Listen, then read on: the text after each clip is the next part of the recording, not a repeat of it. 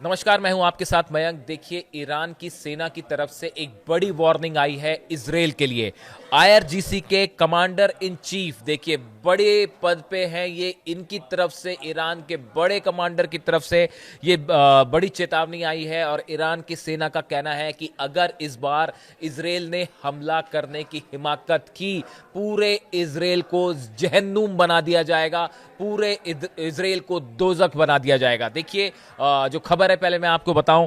Iran IRGC commander in chief major general Mohammad Pakpour warned that any future attacks by the US और Israel would be met with decisive retaliation. इनकी तरफ से कहा गया है, IRGC के जो कमांडर इन चीफ है मोहम्मद पाकपोर, इन्होंने कहा है कि अगर अब की बार अमेरिका या इजराइल की तरफ से किसी तरह का अटैक हुआ ईरान पर, पूरे इजराइल को जहन्नुम बना दिया जाएगा। देखिए, speaking with Iraqi national security adviser Qasim al Araji in Tehran, ये जब इन्होंने ये बयान दिया, उस समय इराक के जो सिक्योरिटी एडवाइजर हैं कासिम अली अरजाजी, वो असल में तेहरान के दौरे पर थे। ये इनका दौरा कुछ समय पहले हुआ, 2-3 दिन पहले हुआ, और वो दौरे पे थे तेहरान के। उनके सामने ये बयान दिया है आईआरजीसी के कमांडर इन चीफ ने, और उन्होंने कहा है Pakpour would Iran would unleash hell against aggressors. जो हमला करने वाले होंगे उनको हम जहन्नुम में तब्दील कर देंगे, ये उन्होंने कहा है। Pakpour would Iran would unleash hell against aggressors. देखिए, ये जो अभी 12 दिन की जंग हुई, उसके बाद अब जो हालात बन रहे हैं, ईरान इस बात को अच्छी तरह समझ रहा है कि न्यूक्लियर प्रोग्राम को लेकर अली खामेनी साहब ने साफ कर दिया गया है, ईरान किसी तरह का कोई समझौता नहीं करेगा।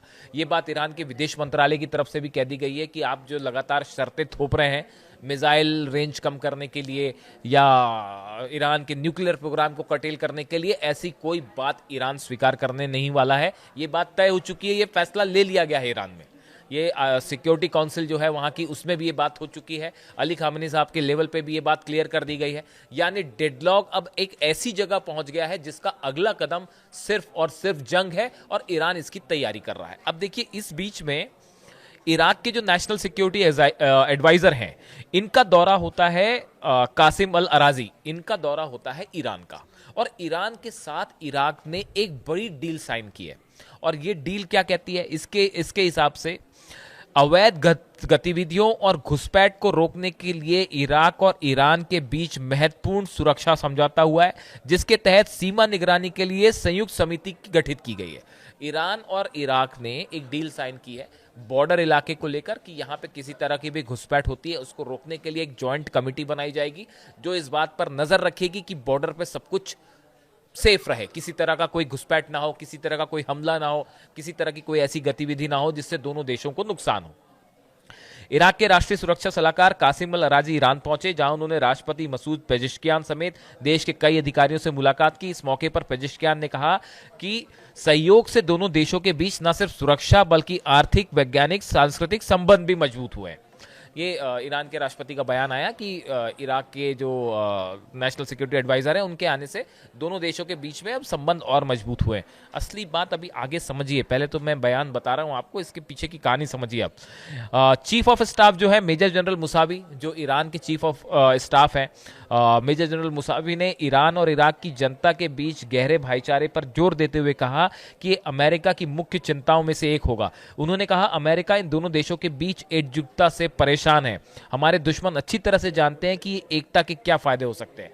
देखिए, जो मेजर जनरल मुसावी है, इनकी तरफ से दूसरे बड़े जनरल का बयान है। इनका कहना ऐसा है कि ईरान और इराक अगर एकजुट हो जाते हैं तो अमेरिका और इजराइल की परेशानी जो है वो वाजिब है। उनको फिर लगता है कि ये दोनों देश अगर एक हो गए तो हमारा पत्ता कट जाएगा, यानी हमारा प्रभाव कम होगा। यही मेजर जनरल मुसाफी कह रहे हैं कि अगर जो है दोनों देश एक हो जाते हैं, इराक और ईरान के बीच में कोऑपरेशन बढ़ता है, तो उससे बड़ा झटका होगा ये अमेरिका के लिए और इजराइल के लिए, ऐसा उनका कहना है।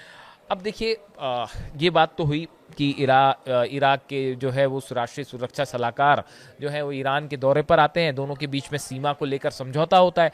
आपको लग रहा होगा कि इसमें कौन सी बड़ी बात है, ये तो आम बात है कि भाई कोई देश के राष्ट्रीय सुरक्षा सलाहकार गए और वहाँ पे उनकी सीमा पर सिक्योरिटी को लेकर एक डील हुई। आप भी ये सोच सकते हैं, कोई भी साधारण आदमी ये सोच सकता है।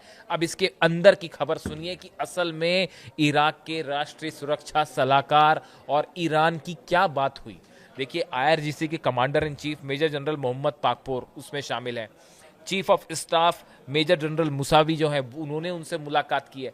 तो कोई तो बड़ी डील हुई होगी पर्दे के पीछे, या कोई चर्चा तो हुई होगी।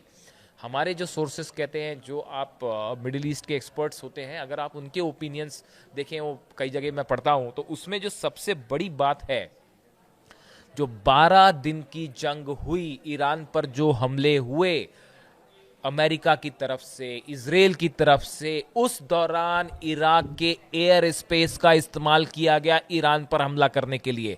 ईरान ये सुनिश्चित करना चाहता है कि अब की बार जंग होए तो इराक के एयर स्पेस का इस्तेमाल ना होने दिया जाए। ये बड़ी बात है। असली जो चर्चा थी वो तो थी, सीमा पर जो है वो घुसपैठ रोकना है और सहयोग बढ़ाना है, ये तो है ही। देखिए, ईरान ने बड़ी तैयारी शुरू कर दी है जंग की, क्योंकि ये पता है आज नहीं तो कल ये हालात जरूर बनेंगे।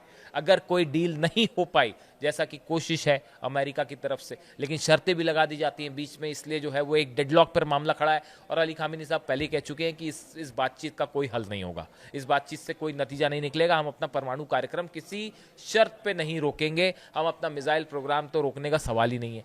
ऐसे में ये बात बहुत सारे लोगों का कहना है कि जैसे ही गजा को लेकर कुछ सेटलमेंट होगा, उसके बाद अगला कदम ईरान को लेकर होगा। डोनाल्ड ट्रंप के बयान भी ये इंडिकेट कर रहे हैं। जो हाल ही में वो इजराइल गए थे, वहाँ पे अगर आप नेतन्याहू की स्पीच सुने, वहाँ पे आप ट्रंप की स्पीच सुने, तो हर शख्स ये समझ पा रहा है कि अगला ईरान में कुछ बड़ा होने वाला है। या तो किसी चीज़ तरह की डील होगी, अब्राहम अकॉर्ड में ईरान को लाने की कोशिश कर रहे हैं ट्रंप, लेकिन ये कितना हो पाएगा बड़ा मुश्किल है। ये तो अमेरिका की शर्तों पर ईरान यही कह रहा है कि आपकी शर्तों पर तो हम बात नहीं कर सकते। तो अब ऐसे हालात में हर कोई समझ रहा है कि एक बड़ी जंग की तरफ मामला फिर बढ़ रहा है। भले एक एक स्टेप बढ़ रहा है, लेकिन बढ़ रहा है। अब ये जो इराक के साथ चर्चा थी, उस चर्चा का असली मुद्दा यही था कि जो 12 दिन की जंग थी, उसमें इराक के एयर स्पेस का इस्तेमाल किया गया ईरान पर हमला करने के लिए। ईरान ये चाहता है कि अगली बार जंग हो तो इराक के एयर स्पेस का इस्तेमाल ना हो। इसके लिए स्ट्रेटेजी बनाई गई इस मीटिंग में, जो मैं समझ पा रहा हूं, जो कुछ एक्सपर्ट्स की भी ऐसी राय है। देखिए, इराक की तरफ से जो है वो कई तरह की अपील भी की गई कि उसके एयर स्पेस का इस्तेमाल हुआ। खबरें ये भी आई कि यूनाइटेड नेशंस में भी इराक ने अपील की है कि भाई हमारे एयर स्पेस का हमारी परमिशन के बिना इस्तेमाल हुआ। लेकिन अब सवाल यह है कि उसे रोका कैसे जाए। उसके लिए क्या कोई पुख्ता रणनीति इराक और ईरान मिलकर बना सकते हैं?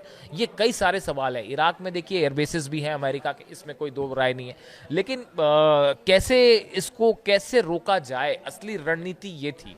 आप देखिए, ईरान हर स्टेप पे धीरे धीरे काम कर रहा है।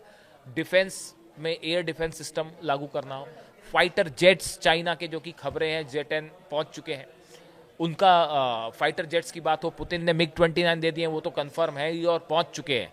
चाइना वाला मामला थोड़ा हिडन है, ओपनली अभी अनाउंस नहीं हुआ है, लेकिन सोर्स यही कह रहे हैं कि चाइना के फाइटर जेट्स भी ऑलरेडी पहुंच चुके हैं।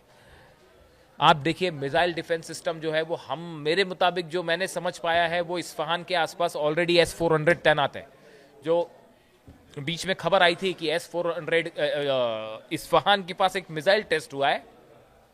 मैंने उसको बड़ी बारीकी से समझने की कोशिश की कि वो मिसाइल किस तरह की मिसाइल थी, उसमें क्या किस रेंज की मिसाइल इस्तेमाल की गई, क्या उसके बाद आफ्टर इफेक्ट्स आए।